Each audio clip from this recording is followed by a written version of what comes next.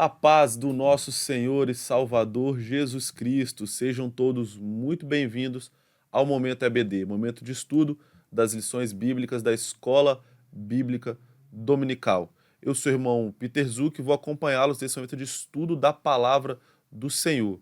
Hoje estou aqui, claro, muito bem acompanhado do nosso pastor, do nosso professor Mário Souza. A paz do Senhor, pastor. Irmão Peter, a paz do Senhor, também paz do Senhor para o nosso querido Jairo, que está na técnica, e para todos os queridos irmãos, amigos, e muito especialmente professores, alunos da nossa querida escola dominical. Para eles, este programa é destinado. Hoje, segunda-feira, 21 de julho de 2025, estamos estudando essa semana a quarta lição, que irá ao ar no próximo domingo, né? Dia 27 de julho, e assim estamos fechando o mês de julho com a lição maravilhosa, gente. A igreja cheia do Espírito Santo. Tem coisa melhor? E quando falamos igreja cheia do Espírito Santo, estamos falando de maneira coletiva e individual também. E aí, meu irmão, minha irmã, você está cheia do Espírito Santo? É tempo de buscá-lo. É tempo de recebê-lo, viu? Vamos estudar esse tão palpitante assunto. E o irmão Peter volta agora ao microfone para dar os anúncios, os avisos da semana da igreja, e depois ele já estará lendo, né? Entrando na lição para ler o título, textual, verdade prática, os objetivos da lição, a leitura que será feita em classe e a introdução, tudo isso de uma só vez. Então, vamos lá, irmão Peter. Irmãos, nós somos a Assembleia de Deus Coqueiral de Itaparica. Estamos situados aqui na Avenida Saturnino Rangel Mauro, número 162, Praia de Itaparica, Vila Velha, Espírito Santo. Temos cultos durante toda a semana. Terças-feiras nós temos o nosso culto de doutrina, às 19h30 aqui na igreja. Culto de doutrina, ensino bíblico, que tem edificado muitos irmãos. Você é nosso convidado. Às quintas-feiras temos também o nosso culto Clamando pelo Impossível, 19h30, aqui na nossa igreja. De segunda a sexta-feira, temos às 8 horas da manhã, o nosso momento de consagração com o círculo de oração, que tem sido um momento abençoador na vida dos irmãos. Compareça conosco, esteja junto conosco nesse momento de adoração ao Senhor. Também no canal do YouTube, no canal da DCI no YouTube, ao meio-dia, temos um momento de oração feito pelo nosso pastor presidente, Elvis Rocha. Aos domingos, é claro, temos a Escola Bíblica Dominical, 8h30 da manhã, com diversas classes, crianças, adolescentes, jovens, casados, homens, mulheres. Participe conosco da maior escola teológica do mundo. E no domingo, culto vespertino, às 17h45, culto de louvor e adoração ao Senhor. Então nos siga nas redes sociais, siga no nosso canal do YouTube, também no Instagram, a DCI. Siga o canal do nosso pastor Elvis Rocha, o canal do nosso pastor Mário Souza. Temos diversos conteúdos para edificar a sua vida. Compartilhe esse estudo bíblico, compartilha com seu aluno, compartilha com aquele professor de escola bíblica que você conhece, que precisa de se aprofundar mais na palavra do Senhor. Todo esse trimestre nós estamos estudando sobre a igreja em Jerusalém. E hoje estudaremos a lição de número 4, uma igreja cheia do Espírito Santo. Lição essa que vai ser ministrada no dia 27 de julho de 2025. E assim diz o textuário da nossa lição, lá em Atos, livro de Atos, capítulo 4, versículo 31. E, tendo orado, moveu-se o lugar em que estavam reunidos, e todos foram cheios do Espírito Santo e anunciavam com ousadia a palavra de Deus. A verdade prática: uma igreja cheia do Espírito Santo suporta aflições, ora com poder e ousa no testemunho cristão. A leitura bíblica em classe está no livro de Atos, capítulo 4, dos versículos 24 a 31. Versículo 24. E ouvindo eles isto, unânimes levantaram a voz a Deus e disseram: Senhor, tu és o Deus que fizeste o céu e a terra e o mar e tudo que neles há, que disseste pela boca de Davi, teu servo, por que bramaram os gentios e os povos pensaram coisas vãs? Levantaram-se os reis da terra e os príncipes se ajuntaram a uma contra o Senhor e contra o seu ungido. Porque verdadeiramente contra o teu santo filho Jesus, que tu ungiste, se ajuntaram não só Herodes, mas Pôncio Pilatos com os gentios e os povos de Israel, para fazerem tudo que a tua mão e o teu conselho tinham anteriormente determinado que se havia de fazer. Agora, pois, ó Senhor, olha para as suas ameaças e concede aos teus servos que falem com toda a ousadia a tua palavra, enquanto estendes a tua mão para curar, e para que se façam sinais e prodígios pelo nome de teu santo Filho Jesus. E tendo orado, moveu-se o lugar em que estavam reunidos, e todos foram cheios do Espírito Santo e anunciavam com ousadia a palavra de Deus. Os objetivos da lição, aquilo que o professor vai passar para o aluno, vai buscar que o aluno entenda ao final da aula. Primeiro objetivo: identificar as características de uma igreja cheia do Espírito Santo, destacando sua perseverança em meio às provações. Segundo objetivo: analisar a importância da oração com poder na vida da igreja. E terceiro objetivo: demonstrar como a ousadia espiritual fortalece a pregação do Evangelho. Introdução, que está dizendo a introdução da nossa lição. Nesta lição, veremos como uma igreja cheia do Espírito Santo se comporta. A partir do capítulo 4, versículos 24 a 31 do livro de Atos dos Apóstolos, encontramos uma das principais marcas que caracterizam a igreja de Jerusalém: a perseverança. Uma igreja perseverante é capacitada para dar testemunho de sua fé, mesmo que em meio ao fogo da provação. 1 de Pedro 4,12. Essa igreja suporta as provações porque é cheia do Espírito. Por causa do Evangelho, ela renuncia seu próprio bem-estar e não aceita ficar na zona de conforto. Na verdade, sem a capacitação do Espírito, o corpo de Cristo não suporta as provas para cumprir sua missão no mundo. Outra marca de uma igreja cheia do Espírito Santo é sua capacidade de orar com poder e, por isso, impactar o mundo a seu redor. Essa oração fortalece a igreja, capacita a testemunhar de maneira eficaz. Da mesma forma, uma igreja cheia do Espírito Santo é marcada pela ousadia para proclamar o Evangelho com poder e, por isso, se tornar relevante para o mundo. Pastor Mário. Como se comporta uma igreja cheia do Espírito Santo? Uma igreja cheia do Espírito Santo, ela é diferente de todas as coisas. Ela é diferente de tudo. É uma igreja bela. É uma igreja forte. É uma igreja ousada. É uma igreja corajosa. É uma igreja que não teme as ameaças, torturas, nem a própria morte. Uma igreja cheia do Espírito Santo, ela suporta as aflições, as perseguições. Temos exemplos disto.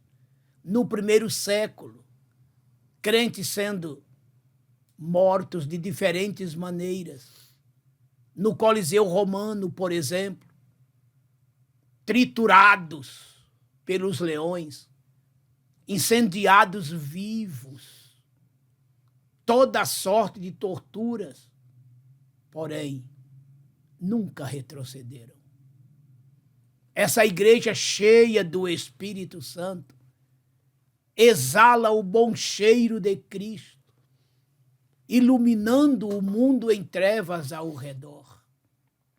Uma igreja cheia do Espírito Santo, ela fala com ousadia. E por onde ela passa, suas pegadas ficam. Suas marcas registram sua presença e sua passagem na história. Uma igreja cheia do Espírito Santo realmente muda a história, faz história. É por isso que ela está viva até o dia de hoje. Olha que já se passaram 2 milênios. Tudo fizeram para acabar com a igreja. Passaram aqueles que a torturaram. Passaram aqueles que tudo fizeram para lhes bloquear os passos. Passaram, morreram, mas a igreja permanece firme e de pé, encarando e enfrentando todas as intempéries da vida e vencendo no poderoso nome de Jesus. Muito temos a meditar e a aprender nesta lição. Vamos então ao primeiro ponto e os seus subpontos. Primeiro ponto da nossa lição se divide em 3 pontos. Primeiro ponto tem o seguinte título: uma igreja perseverante, e tem os seguintes subpontos. Primeiro, suporta o sofrimento. Segundo, não negocia seus valores. E terceiro, está convicta de sua fé. Então, uma igreja perseverante suporta o sofrimento. Após sua pregação junto à Porta Formosa, Pedro e João são levados presos, Atos 4:3, e posteriormente ameaçados por pregarem o nome de Jesus, Atos 4:17. Foi dito a eles que não falassem nem ensinassem no nome do Senhor, Atos 4:18. A ordem era clara, mas os apóstolos estavam dispostos a pagarem o preço de não segui-la. Eles suportariam tudo por amor a Jesus. Agiu com perseverança. Isso só foi possível porque Pedro, que falava por si e pelos demais apóstolos, havia sido cheio do Espírito Santo. Atos 4:8. O tempo verbal do grego usado no versículo 8, tendo sido cheio, demonstra que o apóstolo, que já havia sido batizado no Espírito Santo no Pentecostes, Atos 2:4, foi revestido novamente do poder do alto. Uma igreja continuamente cheia do Espírito suporta as provas e o sofrimento. Segundo subponto, não negocia seus valores. Quando a classe sacerdotal intimou os apóstolos, eles lhe deram ordem expressa para que eles não falassem nem ensinassem no nome de Jesus, a resposta dos apóstolos foi: julgai vós se é justo diante de Deus ouvir-vos antes a vós do que a Deus. Atos 4:19. Em outras palavras, os apóstolos afirmaram que não negociariam a sua fé, não abririam mão dos valores da fé que haviam recebido, pois eles são inegociáveis. Uma das marcas de uma igreja que perdeu ou está perdendo o poder do Espírito é sua aceitação de princípios e práticas que afrontam as Escrituras. E terceiro subponto, está convicta de sua fé. Uma igreja cheia do Espírito Santo está convicta de sua fé. Não se apoia em suposições, mas em fatos. Atos 4:20. Os primeiros cristãos não apenas ouviram sobre Deus, mas também testemunharam suas obras. Quando Filipe pregou em Samaria, os samaritanos se convenceram porque ouviam e viam os sinais que Filipe fazia. Atos 8:6. Alguém já disse que Deus é plenamente obedecido no céu porque lá ele é visto, enquanto na terra muitas vezes é desobedecido por ser apenas ouvido. No entanto, a igreja cheia do Espírito não apenas proclama a palavra, mas também manifesta a obra de Deus. Romanos 15, 18 e 19. Jesus foi poderoso, tanto em palavras quanto em obras. Lucas 24, 19, Pastor Mário. Vamos então estudar agora esse primeiro ponto, que traz por título Uma igreja perseverante. Uma igreja perseverante. É o papel da igreja cheia do Espírito Santo. O que é perseverar? É nunca desistir. É insistir, é continuar, lutar até o fim. E esse é o papel de uma igreja cheia do Espírito Santo. Qual é o primeiro subponto? Suporta o sofrimento. Olha aqui, a resiliência desta igreja. Uma igreja perseverante, que nada faz ela recuar, que de nada ela desiste, até o seu objetivo alcançar. Ela suporta a perseguição. Ela suporta o sofrimento, as aflições. Aliás, ela foi muito bem orientada pelo Senhor Jesus, foi ou não foi? Lendo o Sermão do Monte, capítulo 5 do Evangelho de Mateus, lendo a partir do versículo 10, por favor, 10, 11, 12, leia lá para você ver. Jesus dizendo: bem-aventurados sois vós, quando vos perseguirem, vos injuriarem e mentindo, disserem todo mal contra vós. Exultai, alegrai-vos, porque é grande o vosso galardão no céu. Lembrai-vos, né? Ele dizendo que os profetas foram perseguidos antes de vós. Olha aí. Numa outra ocasião, ele disse: no mundo tereis aflições, mas tende bom ânimo, eu venci o mundo. João 16, 33. Então, a igreja começa o seu papel perseverante de maneira consciente. A igreja sabe ao que veio, assim como Jesus também sabia. Jesus sabia que ele veio para sofrer, morrer, para nos salvar. Naquele momento que Jesus foi preso lá no Getsêmani, por exemplo, vocês se lembram que Pedro se adiantou para defendê-lo, sacou a sua espada e feriu a Malco, arrancando-lhe a orelha, não é? É claro que Pedro, quando meteu ali a espada, ele meteu, foi para rachar a cabeça daquele moço. Ele que desviou a cabeça, né? E a espada desceu e lhe decepou a orelha. E ali foi o último milagre que Jesus fez, sabia? Quase ninguém fala disso, né? Então Jesus pegou aquela orelha que já estava no chão, né? Certamente ele limpou ali rapidamente e colou. Olha só que milagre, que transplante, que implante, melhor dizendo, né? Colocou a orelha no local, gente. Quase ninguém fala disso, né? Foi o último milagre dele ali antes do Calvário. Mas o que eu quero dizer é o seguinte: ele disse para Pedro assim: Pedro, mete a tua espada na bainha. Quem com ferro fere, com ferro será ferido. Ele prossegue: olha, Pedro, se eu quisesse, eu rogaria ao Pai e ele me mandaria 12 legiões de anjos. Mas eu vim para isso, Pedro. Viu como Jesus estava consciente? Uma legião dá em torno de quase 6.000 soldados. Imaginem 12 legiões. Um anjo só era o bastante, ainda mais que ali tinha pouca gente. Vocês se lembram daquele anjo, na época de Isaías, com aquela tropa de Senaqueribe, da Assíria? Numa noite só, um anjo matou mais de 185.000 soldados. Olha só. Agora imaginem 12 legiões, hein? Mas Jesus disse: olha, Pedro, para isso eu vim. Como é interessante, amados, termos a consciência de nosso papel.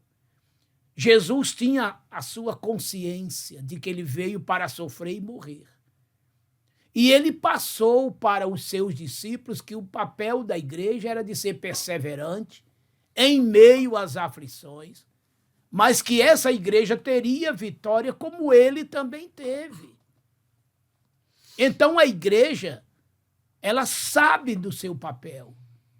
E ela, cheia do Espírito Santo, então, ela não teme o mal, ela não teme a tortura, ela não teme a morte. ela tem convicção, certeza que o seu papel é, enquanto sofre, divulga o reino de Deus. Enquanto é perseguida aquela irmã, perseguido aquele irmão, eles anunciam a palavra de Deus, em meio às lutas, em meio às tribulações. Não sei por que tem crente que fica com medo das perseguições. Vamos orar pelo nosso país, pelas nossas autoridades. Vamos orar para que Deus nos livre das perseguições. Gente, a igreja, a exemplo dos judeus, foi sempre uma vida de sofrimento. Os judeus sofreram no Egito, na Assíria, na Babilônia, na Pérsia, na Grécia, em Roma. E no século passado, mais de 6 milhões de judeus foram destruídos, execrados, torturados e mortos por Adolfo Hitler, não é? E a igreja no primeiro século, que muito sofreu, de toda sorte, de toda maneira, com muita morte. Olha os apóstolos, com exceção de João, todos foram torturados até a morte. Olha Estevão, morreu apedrejado e morreu orando para que Deus perdoasse os seus agressores. E aí, estamos prontos, irmãos? Uma igreja cheia do Espírito Santo, ela está pronta para torturar, ser torturada, melhor dizendo, ser torturada e até morrer. Daí volta aquele termo, testemunha. Testemunha é ser mártir. Testemunha é morrer por Cristo, viu? E esse é o papel da igreja, ela está pronta. Agora, para isto, para suportar o sofrimento, precisa ser esta igreja cheia do Espírito Santo. E o que acontece com a igreja cheia do Espírito Santo num segundo momento? Subtópico 2. Não negocia seus valores. Está vendo, irmãos? Mesmo em meio à agonia, às aflições, torturas e até morte, ela não negocia os seus valores. O crente fiel não negocia. Vou dar um exemplo aqui de 4 crentes fiéis, judeus. Vocês se lembram de Ananias, Misael e Azarias? Diante da fornalha, acusaram-nos, não é? Diante de Nabucodonosor. Olha, Nabucodonosor, tem uns cativos de Judá aí que não está te obedecendo, não. Está todo mundo se prostrando diante da tua estátua, olha aí, para adorar, menos eles. E Nabucodonosor se enfureceu, mandou chamá-los e disse, olha, estou ouvindo aqui dizer que vocês não vão se prostrar diante da estátua. Vou dar uma oportunidade para vocês aqui. Quando os instrumentos tocarem, bom é que vocês se prostrem, adorem a estátua. Do contrário, vocês serão lançados na fornalha. Olha o que eles disseram. Grande rei, se o nosso Deus não nos livrar, pereceremos. Mas a tua estátua não adoraremos. Está vendo, irmãos? O que é não negociar valores? E eles estavam ameaçados. E olha bem, uma coisa interessante. Eles aqui não sabiam se Deus ia ou não livrá-los. Uma coisa é você ter certeza que vai ser livrado, né? Porque aí você vai ter uma atitude que você já sabe de antemão o que vai acontecer. E quando você não sabe? Eles não sabiam se Deus ia ou não livrá-los. Tanto é que eles disseram, se o nosso Deus não nos livrar, pereceremos. Mas a tua estátua não adoraremos. Aquilo enfureceu mais ainda o rei. E vocês sabem o resto da história, né? E a própria admiração do rei quando olha para a fornalha e vê que não tinha 3, tinha 4, né? Aquilo já mexeu com o coração do rei, não é? O outro caso foi do companheiro deles, Daniel, já no Império da Pérsia, né? no Império Medo-Persa. O reino da Babilônia já tinha passado. Quando fizeram calúnia, levante contra Daniel, né, irmãos? Para que ele fosse lançado na cova dos leões. Eles procuraram falta em Daniel de todo jeito e não acharam. Disse, olha, o único jeito que nós temos é apanhá-lo na própria religião dele. Vamos influenciar o rei a fazer um decreto para que não haja adoração a outros deuses. Basta 30 dias. Vocês vão ver o que é que vai acontecer com Daniel. E não deu outro, né, irmão? Não pesou nem de 30 dias. Se fosse um decreto para um dia, eles já apanhariam Daniel, né? Porque Daniel não ia se curvar diante daquilo. E o rei ficou depois, né, traído por aquela gente, sem saber o que fazer, porque havia uma lei naquele país que nem o rei podia mudar um decreto que ele assinasse.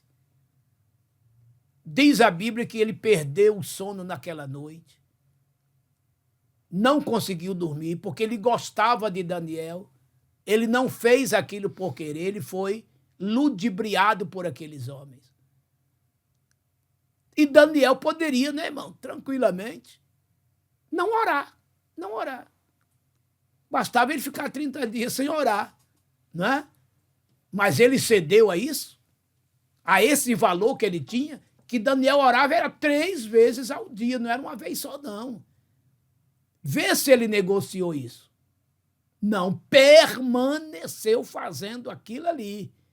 E por causa disso ele foi lançado na cova dos leões.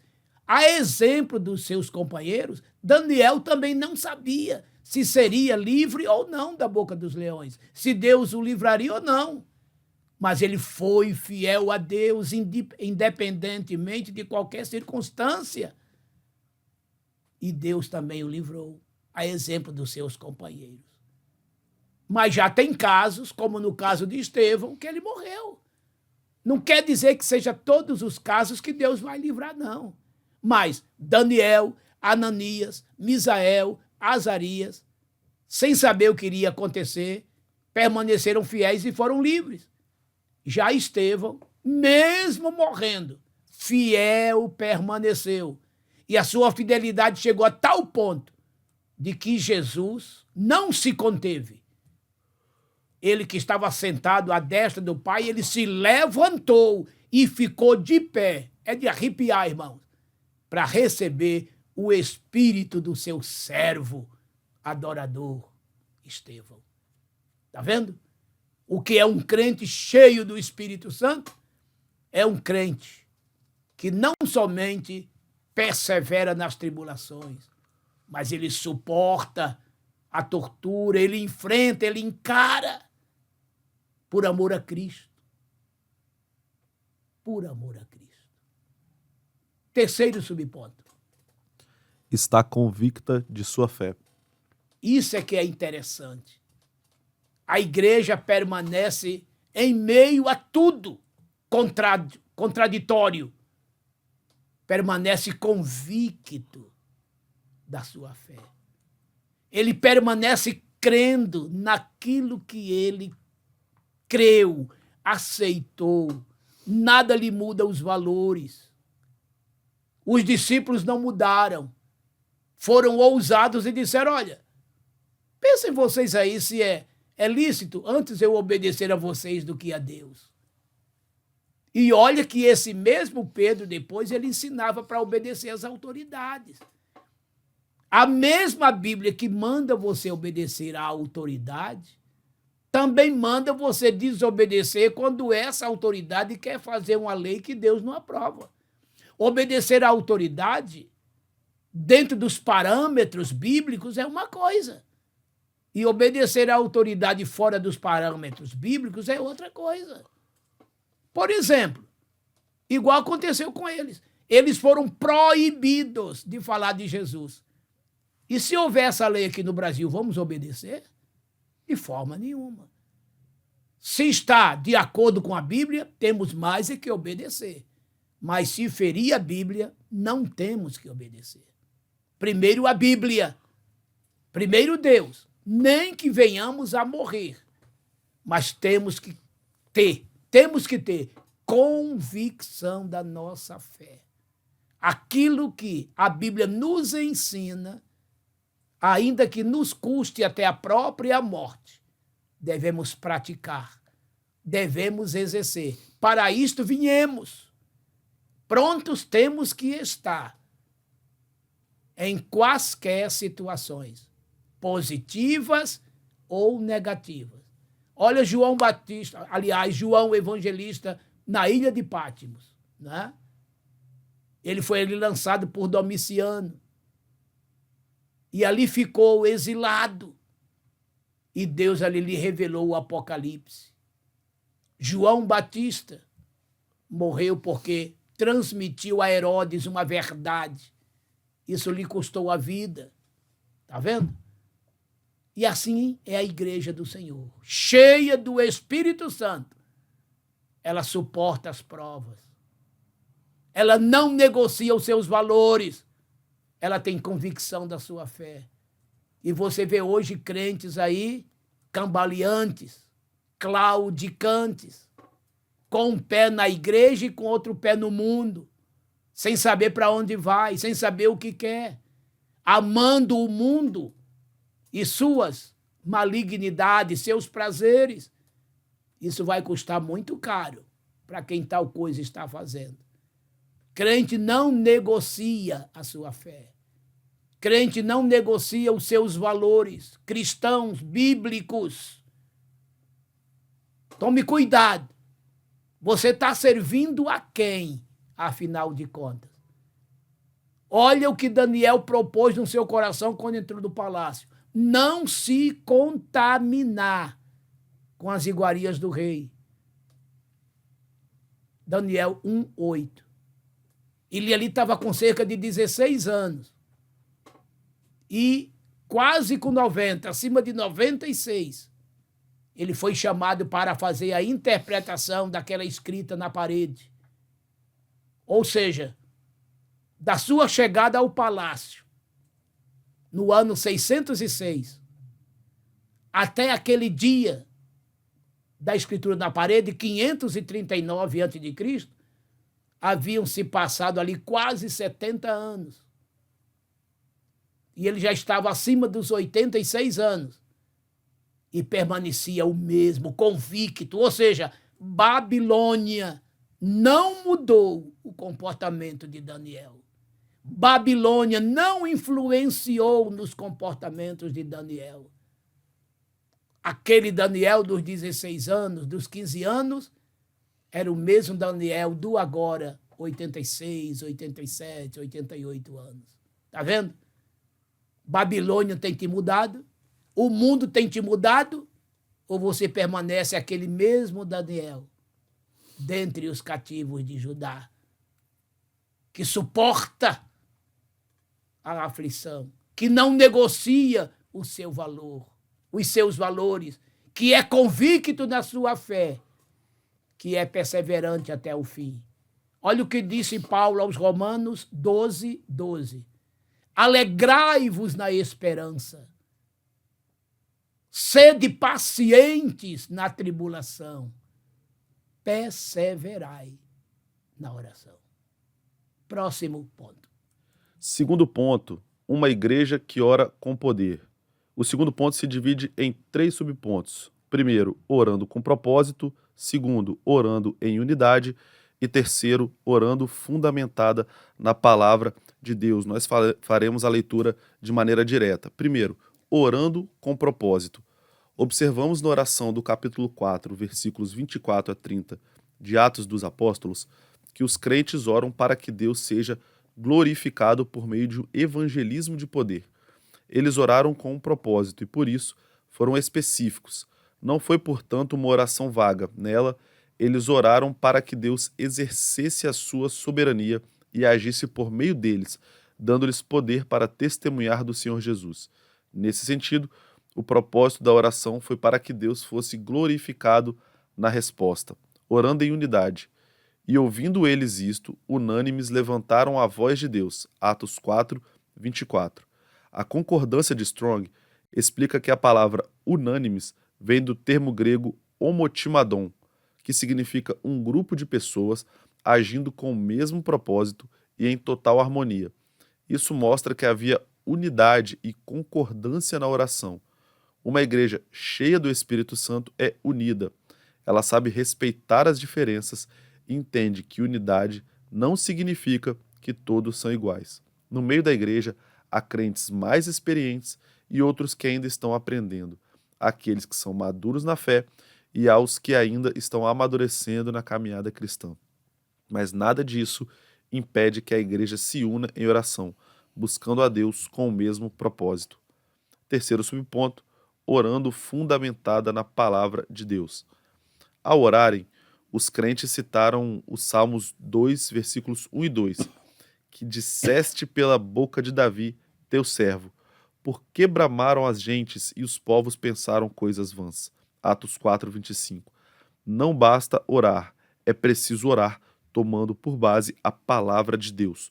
Orar fundamentado na palavra é orar crendo e afirmando as suas verdades.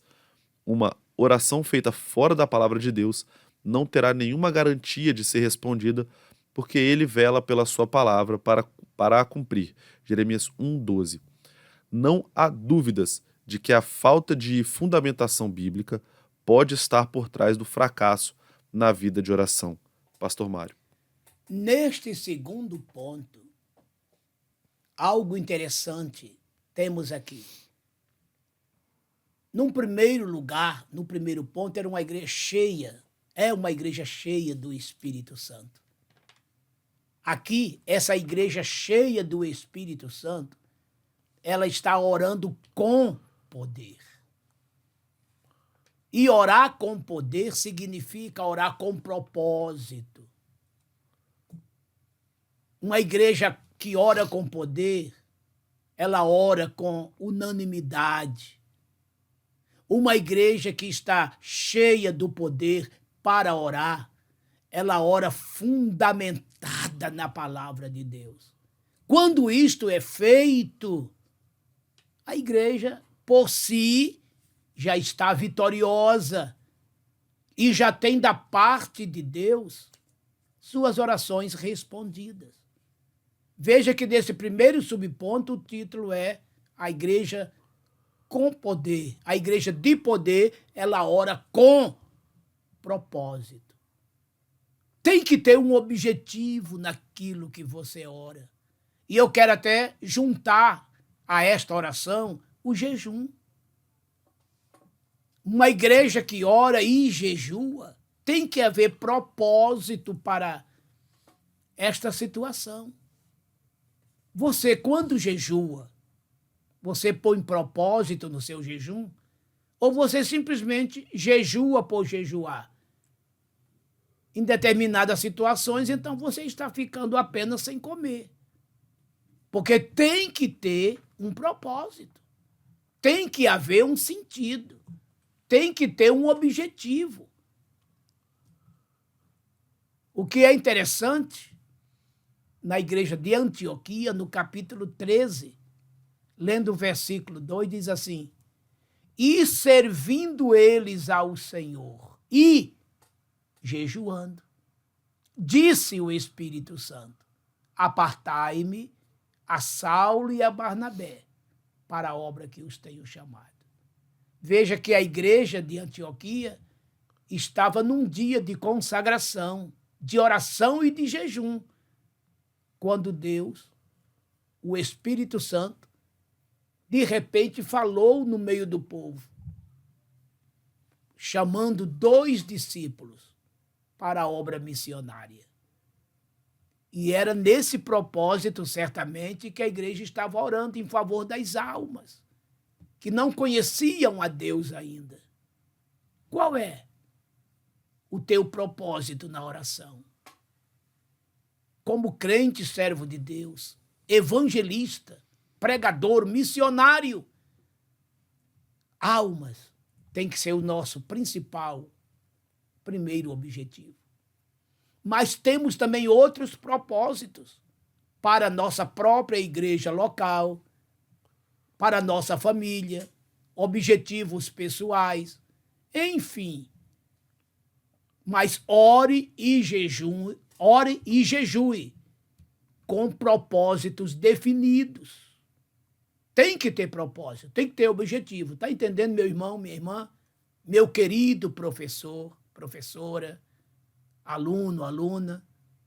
Num segundo momento, orar com unanimidade. Todos terem um mesmo parecer. Conforme disse o comentarista, né? Ninguém é igual. Temos os mais ricos, os mais pobres, os mais cultos, os mais ignorantes, os mais feios, os mais bonitos, né? Níveis de classes sociais diferenciadas, usos e costumes familiares diferenciados. Mas na presença de Deus, somos todos iguais. A mais alta patente de uma força armada vira soldado. O maior no reino de Deus, disse Jesus, é o menor. O menor torna-se o maior, porque na obra de Deus, no reino de Deus, estas hierarquias postas desta forma e ordem não existem. Existem outros tipos. Mas aquele que se humilha vai ser exaltado. Aquele que se exalta será humilhado. Você está vendo como é que Deus age? Agora, no orar, seja médico ou paciente, seja general ou soldado, seja rei ou súdito, seja senhor ou servo, na presença de Deus, tem que ter unanimidade. E todos perseveravam unânimes na doutrina dos apóstolos, na comunhão, no partir do pão e nas orações. E em cada alma havia temor. E Deus, pelas mãos dos apóstolos, operava sinais e prodígios. Atos 2, 42, 43. Unanimidade no orar, no pedir. Que todos tenham o mesmo parecer. Tudo que é justo, tudo que é sincero, tudo que é puro, tudo que é honesto, tudo que é direito. Se há alguma virtude nisto, nisto pensai. Filipenses 4, 8. Não pode haver divergências, irmãos. Neste momento de oração, exaltações daqui, altivez do outro lado, presunção do outro lado. Nós estamos diante de Deus, numa só fé, num só propósito. E temos que ter uma mesma unanimidade, uma união plena para buscarmos a Deus. Ó, quão bom e quão suave é que os irmãos vivam em união. Esta união é como o óleo precioso que desce sobre a cabeça de Arão e que desce a sua barba, a barba de Arão, e que desce até a orla de seus vestidos. Esta união é como o orvalho de Hermon, sobre os montes de Sião, aonde ali o Senhor ordena a bênção e a vida para sempre. Todo o Salmo 133. Olha a união aqui, olha a unanimidade, a perseverança nisto. Vai ter resposta de Deus. E num terceiro momento, uma igreja que ora com poder. Ela ora fundamentada na palavra. Conforme disse o comentarista, né? Eles chegaram a citar o Salmo 2, palavras de Davi. Eles citaram a palavra de Deus para o próprio Deus. Lembrando que aquilo que Davi disse estava acontecendo ali. E que ele, Deus, desse ousadia, intrepidez aos seus servos, para não recuarem, para não tremerem, não temerem, mas avançarem, anunciando a palavra. E Deus os ouviu. E diz a Bíblia que, estando eles ali orando, imbuídos neste propósito, todos nesta unanimidade e arraigado, fundamentado na palavra, citando até a Bíblia para Deus, se moveu o lugar onde eles estavam e todos foram cheios do Espírito Santo. Um renovo. O Espírito Santo sempre está aí para nos renovar. Sabe? Você pode vir à igreja e todas as vezes que orar, Deus pode te renovar. Em dons, em quaisquer outras situações. Porque Deus é um Deus de renovo. Lembra da lenha que tem que se colocar no altar toda manhã para que o fogo não se apague? Em Lamentações 3, 22 em diante, diz que as misericórdias de Deus se renovam a cada manhã também. Então o Espírito Santo quer nos renovar a cada dia, cada manhã, nos deixando varões e varoas fortalecidos em Deus. Mas tudo tem que ser feito com propósito, com unanimidade e fundamentado na palavra de Deus. Terceiro ponto. Terceiro ponto, uma igreja ousada no seu testemunho. Esse terceiro ponto se divide em 3 subpontos. Primeiro, ousadia para enfrentar oposição ao evangelho. Segundo, ousadia no exercício dos dons espirituais. E terceiro, ousadia na exposição da palavra. Vamos fazer aqui a leitura direta. Primeiro, ousadia para enfrentar oposição ao evangelho. Os crentes oraram conscientes dos obstáculos que estavam enfrentando. Olha para as suas ameaças, versículo 29.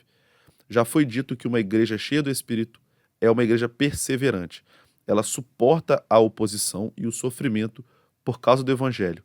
Deve ser destacado ainda que uma igreja verdadeiramente bíblica sofrerá rejeição e oposição. E, na verdade, todos os que querem viver piamente em Cristo Jesus padecerão perseguições. 2 Timóteo 3,12. Uma igreja que procura se ajustar à agenda do Estado perdeu a sua autoridade espiritual e sua legitimidade bíblica. Segundo ponto, ousadia no exercício dos dons espirituais. O evangelista nos informa que, tendo eles orado, todos foram cheios do Espírito Santo. Atos 4:31. No ensino de Lucas, como em Paulo, conforme 1 Coríntios 14:12 e Efésios 5:18, o enchimento do Espírito está diretamente relacionado à prática dos dons espirituais na igreja cristã. Não se trata, portanto, apenas do uso de uma frase de efeito. No livro de Atos dos Apóstolos, é o Espírito Santo quem dá o crescimento da igreja e opera milagres extraordinários, não somente por meio dos apóstolos, mas também pelos demais cristãos. É a ação do Espírito de Deus entre eles que realiza essas obras. Atos 6, 3 e 5 e Atos 8, 5 a 7 e 13, versículo 9. Devemos, portanto, nos encher do Espírito Santo para que seus dons tragam edificação à igreja. E terceiro subponto, ousadia na exposição da palavra. As Escrituras dizem que após a oração da igreja, todos foram cheios do Espírito Santo e anunciavam com ousadia a palavra de Deus. Atos 4:31. É interessante observarmos o uso da palavra ousadia nesse texto. Ela aparece, por exemplo, em Atos 4:13, para se referir à coragem de Pedro e João quando foram interrogados pelos anciãos e escribas. O cristão cheio do Espírito se torna corajoso em sua vida cristã. Ele prega a palavra de Deus com poder. Pastor Mário. Neste terceiro ponto, observamos aqui uma igreja ousada, isto é, uma igreja corajosa. Para ela se tornar ousada, corajosa, em primeiro lugar, ela tem que ser cheia do Espírito Santo. Segundo lugar, uma vez cheia do Espírito Santo, ela passa a orar com poder. Agora imaginem, uma igreja cheia do Espírito Santo e orando com poder, qual será o resultado? Coragem, ousadia. Qual é o título, então, do terceiro ponto, irmão Peter? Uma igreja ousada no seu testemunho. Tá vendo? Uma igreja ousada no seu testemunho. Uma igreja corajosa no seu testemunho, no seu comportamento, na sua maneira de proceder. Corajosamente, ousadamente, intrepidamente. Qual é o primeiro subtítulo? Ousadia para enfrentar oposição ao evangelho. É a primeira coisa, hein, irmãos? Essa igreja precisa de muita coragem, de muita ousadia para enfrentar a oposição do evangelho. Que tem muita. Não brinquem com este mundo. O mundo está usando uma estratégia terrível. Satanás não é bobo. No começo do século, Satanás batia de frente, torturando crentes, matando crentes. Mas logo ele entendeu, ele não é onisciente, né? Logo ele entendeu que cada crente que ele matava, aquele crente não ia para ele. Aquele crente ia direto para o reino de Deus. Sem falar que cada gota de sangue daquele crente que derramava era uma semente. Porque muitos outros iam se convertendo. Em vez de ele bater de frente, como ele fazia, ele passou a se aliar. Se aliar. Foi quando ele usou as autoridades, a partir do 4º século, e o que aconteceu? A igreja se uniu ao Estado. A igreja casou-se com o Estado. Tornou-se a religião do Estado.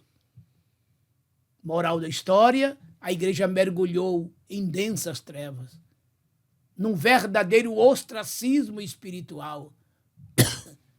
E de 312 até 1517, a igreja ficou apática, opaca, vazia, totalmente vazia, aderiu a tantas coisas. A idolatria, culto aos ídolos, e tantas outras coisas mais que levaríamos horas aqui mencionando. Até que no século XVI, exatamente no dia 31 de outubro de 1517, Lutero, que era um padre, um monge, ele protesta contra as ações de Roma. Lutero não queria fundar uma nova igreja. Lutero sabia que a igreja é de Cristo, foi Jesus quem fundou. O que é que Lutero queria? Era que a igreja voltasse às suas origens, voltasse ao seu tronco. Foi esta a finalidade, foi este o propósito. É aí que entra a reforma. E já se passaram aí, não é? 511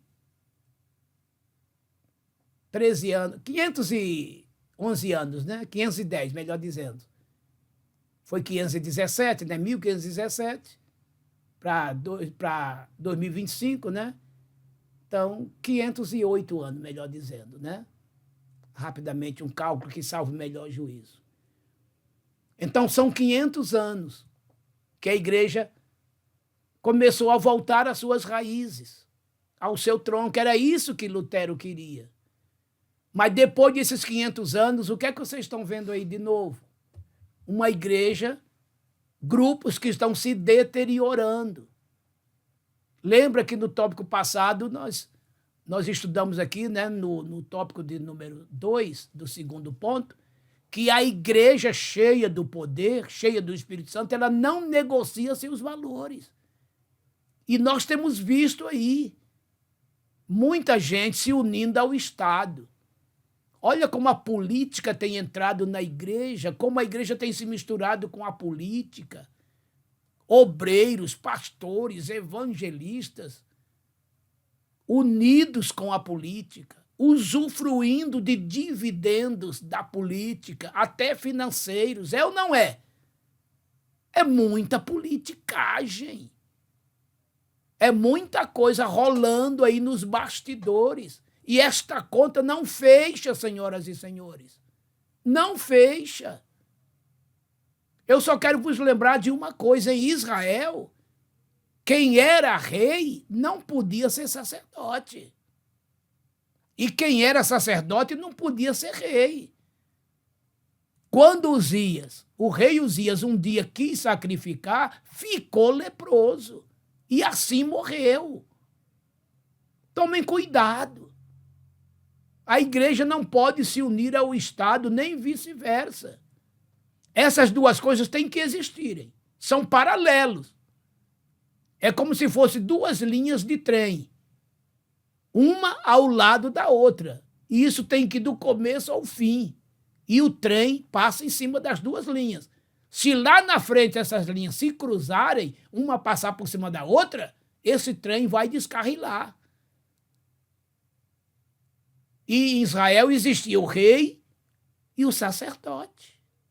O rei para governar politicamente e o sacerdote religiosamente. A religião ajuda a política, mas não pode virar política, porque é o sacerdote que vai ensinar o povo a obedecer às leis, a serem fiéis nos seus impostos, para que o Estado avance e haja segurança, educação, saúde para as famílias. A religião é para isso, é para interceder pelas autoridades, para ensinar o povo a obedecer às autoridades. Mas quando o sacerdote vira rei, meu irmão, a profanação entra também. Olha que o diabo é tão sábio, não brinquem com ele, que ele vai imitar Deus até nisto. Assim como em Israel tem o rei e tem o sacerdote, na grande tribulação, o que é que o diabo vai fazer? Ele vai colocar um homem para comandar a política e outro para comandar a religião. O anticristo vai comandar a política. Repito, o anticristo vai governar a política, mas o falso profeta vai governar a religião. Está vendo?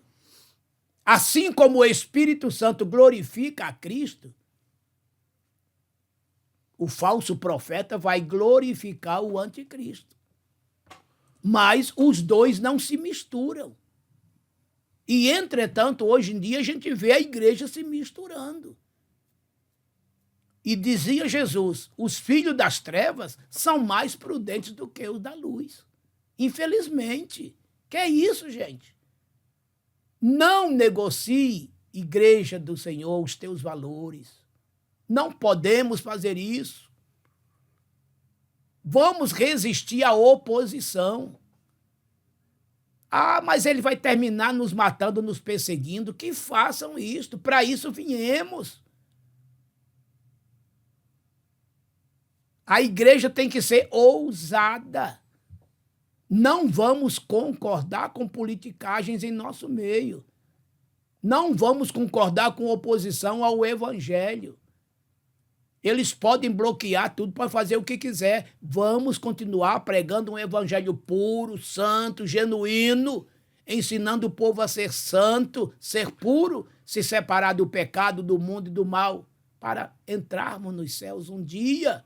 Bem-aventurados que lavam suas vestiduras no sangue do Cordeiro, para ter direito, acesso à árvore da vida e possa entrar na cidade santa pelas portas.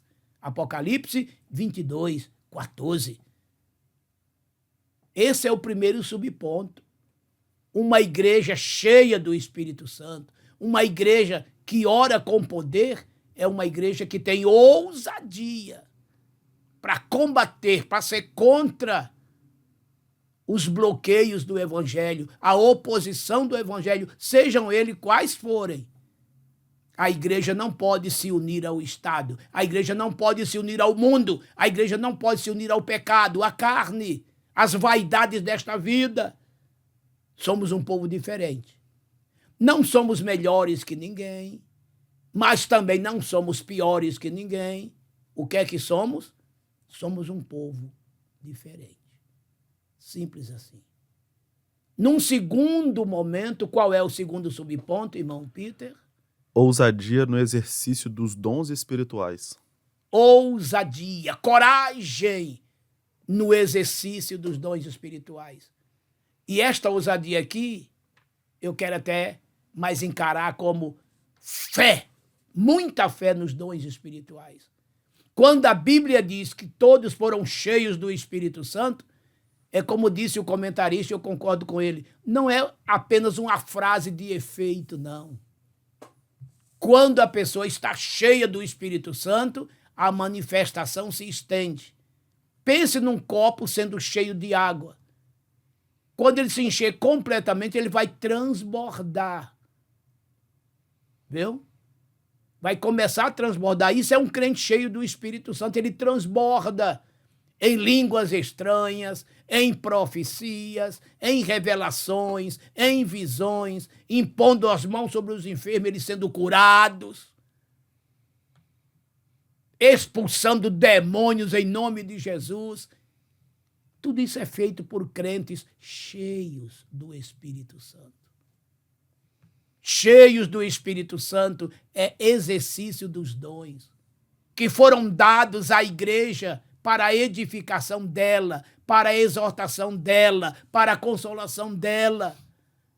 Uma igreja cheia do Espírito Santo tem a palavra da sabedoria, tem a palavra da ciência, tem a fé, tem os dons de curar, tem operações de milagres, de maravilhas, tem a profecia, tem o dom de discernir os espíritos, tem a variedade das línguas, tem a interpretação das línguas. 1 Coríntios 12, de 8 a 10. Tudo dado pelo Espírito Santo. Uma igreja viva, poderosa, autêntica, eficaz. Não é igreja morta, vazia, vivendo de rituais, de liturgias vazias, religiosas. A mesmice e tudo a mesma coisa. Vamos buscar a Deus, gente. Porque Deus tem muita coisa para fazer. Ele quer fazer sempre coisas novas em nossos cultos, em nossas reuniões.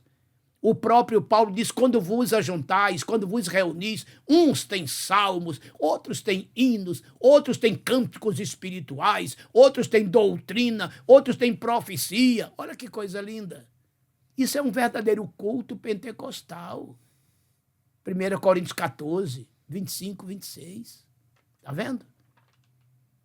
Uma igreja ousada na prática, no exercício dos dons, uma igreja com muita fé. E num terceiro momento, qual é o terceiro subtítulo? Ousadia na exposição da palavra. Ousadia, coragem na exposição da palavra. Por quê? Por que precisamos desta ousadia? Porque, irmãos, a coisa está tão difícil que a maioria dos pregadores aí, tendo na sua igreja muitos crentes ricos, afortunados, que às vezes até patrocinam muitas coisas para a igreja, mas que querem ficar muito à vontade. Cadê a coragem do pastor de ministrar a palavra como ela é? E de repente perder aquele gordo e alto dízimo, hein? Aquela gorda e alta oferta, hein? É, gente, essa conta não fecha, hein? Lembra de Eliseu quando curou Naamã? Ele recebeu os presentes que Naamã lhe ofereceu? E o que foi que Jesus disse em Mateus 10:8? Ide, curai os enfermos, purificai os leprosos, expulsai os demônios, ressuscitai os mortos. De graça recebestes, de graça dai. Mateus 10:8. Está vendo? O que é o evangelho? O que é o poder de Deus? O que é o exercício dos dons espirituais? O que é a exposição da santa palavra de Deus? Doa em quem doer. Custe o que custar. Mas fale a palavra de Deus com veracidade, com justiça. E esta palavra se encarregará de sarar as feridas, de consolar os aflitos, de libertar os oprimidos, de perdoar os pecadores, de salvar os perdidos, de levantar o caído, de alimentar o faminto, de saciar o sedente, de iluminar os que estão em trevas. Esta é a palavra que deve ser ministrada com coragem, com ousadia, com unção, confrontando. Nós já estudamos aqui. A igreja que prega a palavra, que confronta o pecado. Não é uma palavra que vem para conformar. Tem gente com medo de perder. Ah, não, se eu falar mais duro, eu vou perder fulano, vou perder Beltrano, vou perder ciclano. Que história é essa, gente? Se eles amam a palavra, ele vai receber a palavra. Não é que você vai falar duro ou mole. Você vai ministrar a palavra como ela é. E é ela que se encarregará de fazer o que você não pode fazer. Lembre-se, você é só um instrumento. Quem vai tocar as tuas cordas do teu instrumento, que é você, é o Espírito Santo, que é o músico dessa questão. Somos meros instrumentos. Somos meros servos. O Senhor é quem manda. É Ele quem ordena. É Ele quem inspira. Obedeça. Olha o que disse Paulo. O que eu recebi do Senhor é o que também vos ensinei. 1 Coríntios 11, 23. Portanto, uma igreja cheia do Espírito Santo, ela é perseverante, ela suporta a provação, ela resiste o diabo, ela vence o inimigo. Uma igreja cheia do Espírito Santo, ela ora com poder, com propósito, com unanimidade, fundamentada na palavra. Uma igreja cheia do Espírito Santo e que ora com poder, sabe? Ela encara a oposição ao evangelho. Ela não negocia os seus valores de jeito nenhum. Ela usa com plena ousadia e fé os dons espirituais. E com toda a coragem, com toda a intrepidez, com toda a ousadia, ela prega esta palavra livremente. Livremente. Sabendo que a própria palavra se encarregará de fazer o que tem que ser feito. Deus te abençoe. Deus nos abençoe. Seja um crente, uma igreja cheios do Espírito Santo. Orem com o poder do Espírito Santo e sejam ousados. Vá e leve a palavra, enfrentando as oposições, exercitando os dons espirituais e pregando com ousadia esta linda, santa, inenarrável, inigualável, insubstituível palavra de Deus. Deus nos abençoe. Vamos à conclusão da lição. Conclusão da lição de número 4. Nesta lição, vimos o que caracteriza, de fato, uma igreja pentecostal. Suas características se tornam visíveis e estão diretamente associadas à plenitude do Espírito Santo.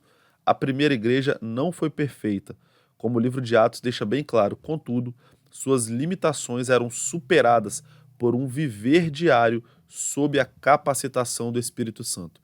Se queremos, de fato, ser uma igreja relevante, devemos nos deixar encher do Espírito Santo. Pastor Mário. Aí está, queridos, a conclusão da nossa lição. Uma igreja cheia do Espírito Santo. Uma igreja que está cheia do poder de Deus. É uma igreja que as suas características se revelam e pode ser plenamente observada por todos, através das ações, das ministrações, das conversões, dos batismos com o Espírito Santo, do exercício dos dons espirituais, enfim. Agora, é uma igreja perfeita? Não. De maneira nenhuma. Porque é uma igreja composta de pessoas que são falhas, imperfeitas. O próprio Paulo, escrevendo aos Efésios 4, a partir do versículo 12 em diante, ele nos relata que em breve alcançaremos a estatura de varão perfeito. Quando isso acontecer, né, a igreja será arrebatada. Aí seremos perfeitos, aperfeiçoados lá no céu. O mesmo Paulo, escrevendo aos Coríntios, na sua primeira epístola, capítulo 13, 10, 11 em diante, ele disse que agora, em parte, conhecemos. Em parte, profetizamos. Mas, quando vier o que é perfeito, tudo que é em parte será aniquilado. Então, chegará o dia, o momento, a época de que alcançaremos o auge da perfeição. Mas agora não. Até de maneira assim um pouquinho irônica, né? Eu quero até dizer assim, num tom de brincadeira, mas falando sério. Se você está procurando uma igreja perfeita, vou te dar um conselho. Não entre nela, não. Sabe por quê? Porque se você entrar, você vai estragar. Porque você é imperfeito. Mas, graças a Deus, que essa igreja perfeita não existe aqui na Terra. Porque todos que estão numa igreja são pessoas compostas de falhas, toda sorte de fragilidade, fraqueza, e que estão ali buscando em Deus e de Deus um aperfeiçoamento. Não é verdade? Vai chegar o dia e a hora que todos seremos perfeitos. Mas agora não. Então a igreja de Jerusalém não era uma igreja perfeita, mas era uma igreja de pessoas que estavam buscando melhorar. E o que é interessante é que o Espírito Santo lá estava e que hoje continua entre nós para nos aperfeiçoar, suprir as nossas necessidades, cobrir as nossas falhas, nos dar a sua graça para continuarmos a luta, tá certo? É essa a qualidade que ele nos concede. Embora não sendo perfeitos, temos um Espírito Santo que pode plenamente suprir nossas carências e chegará um dia que com ele, o Espírito Santo, seremos perfeitos e estaremos na glória celestial. Deus abençoe a todos. Amado Deus e Pai, eu te rendo graças por mais esta lição, por mais esta aula, e que o Senhor nos encha do seu Santo Espírito, nos dando poder para orarmos e ousadia, Senhor, para confrontarmos o adversário, vencermos os opositores, exercermos os teus dons espirituais e ministrar a tua palavra como verdadeiramente ela é. Pai Santo, olha para os hospitais, aqueles que estão lá doentes, em casa também. Estenda a tua mão para dar saúde a todos os enfermos e aqueles que estão em problemas de toda sorte, de toda ordem. Ó Deus, decreta a tua bênção e a tua vitória sobre eles. Estas coisas eu te imploro em nome do teu Filho Jesus Cristo, hoje e sempre. Amém. Vou repetir o conselho que tenho dito a você, hein? A todos vocês. Não faltem à escola dominical. Que o eterno amor do imanente Deus e Pai, que a graça inefável, justificadora do Emanuel Jesus Cristo, o transcendente Filho de Deus, e a doce consolação do eterno, onisciente, Paracleto, Espírito Santo, venham repousar sobre todos nós, povo de Deus, que estamos espalhados por toda a face da terra, aguardando a volta do nosso Jesus, para com ele morarmos por toda a eternidade. Amém. Amém.